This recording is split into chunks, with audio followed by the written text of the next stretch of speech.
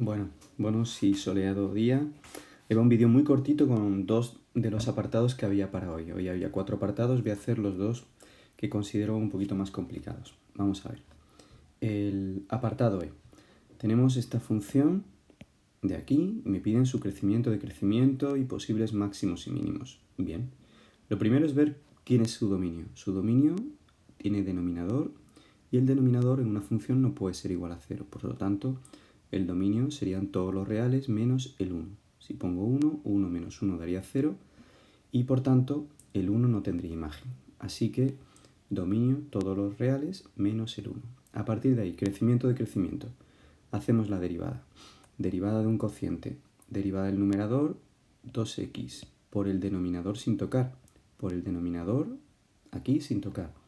Menos el numerador sin tocar, x cuadrado, por la derivada del denominador. La derivada de x menos 1 es 1 la derivada de x y 0 la derivada del 1.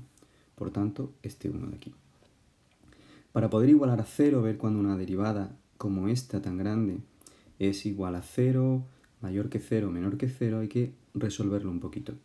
Si yo multiplico 2x por el x menos 1 que iba multiplicando, pues resulta que me encuentro que me da 2x cuadrado y 2x por menos 1 me daría menos 2x.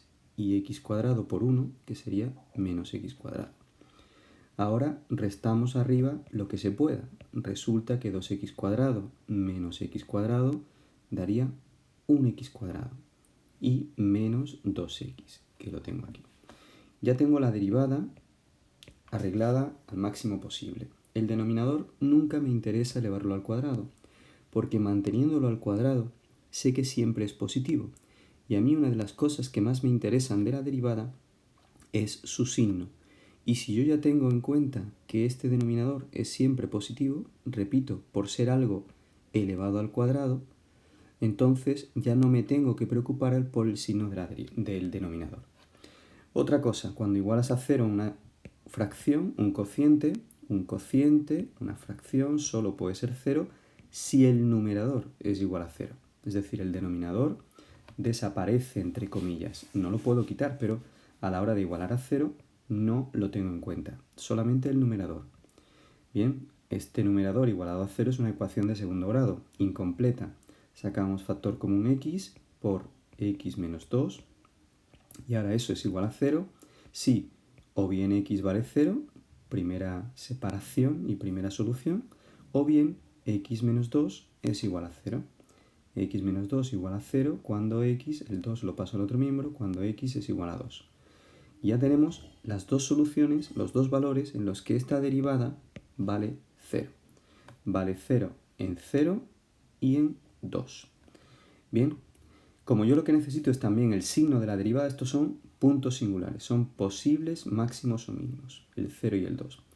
Pero también necesito saber el signo de la derivada. Por tanto, hago una recta que representaría todos los números reales, marco encima f', estoy estudiando el signo de la derivada, que es lo que me dirá el crecimiento o el decrecimiento de la función. Entonces, marco el 0, marco el 1 porque no pertenece al dominio y por tanto ahí no puedo darle ese valor, y marco el 2. Y ahora le doy a la derivada un valor por debajo de 0. Un valor por debajo de 0 puede ser el menos 1. Si le doy a la derivada el menos 1, aquí pongo menos 1, tendría menos 1 al cuadrado sería 1, menos 2 por menos 1 serían más 2, 1 más 2 va a ser 3, este 3 de aquí, y menos 1 serían menos 2, pero menos 2 al cuadrado entero sería 4, que es este 4 de aquí. 3 cuartos. ¿Qué es lo importante de este 3 cuartos? Pues lo importante verdaderamente de este 3 cuartos es que es un número positivo. Es decir, a mí, cuando le doy a la derivada un valor inferior a 0, podéis probar con cualquier otro que vosotros queráis, no tiene por qué ser el menos 1, podríais haber probado cualquier otro por aquí, y veríais cómo la derivada os tiene que salir con signo positivo. Le damos un valor entre 0 y 1, el que queráis, 0,5, el que vosotros queráis. Y lo sustituís también en la derivada. Y vais a comprobar que sale un signo negativo. ¿De acuerdo? Le dais un valor entre 1 y 2 y vais a comprobar que también saldría signo negativo. y le dais un valor por encima de 2, yo le he dado el 4 y también me sale, en este caso, signo positivo. ¿Qué implica? Pues donde hay signos positivos, mi función será creciente y donde hay signos negativos, mi función será decreciente.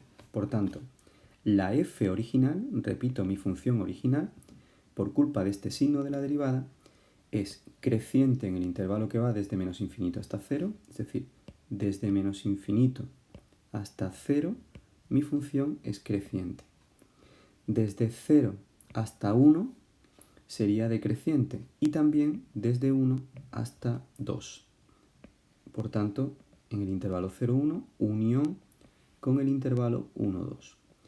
Y por último, ¿dónde tendría otro intervalo de crecimiento? Pues desde 2 hasta más infinito, mi función también sería creciente. Esa secuencia de crecimiento me está diciendo a mí en realidad que el 0 y el 2, que yo sabía que eran puntos singulares, pero no sabía qué es lo que era cada uno de ellos, ahora me está diciendo qué es cada uno de ellos. ¿Por qué me dice esta secuencia que 0 es un máximo? Pues mirad, porque justo antes de 0 la función va creciendo. Es creciente en el tramo que va desde menos infinito hasta 0. Luego hasta 0 va creciendo.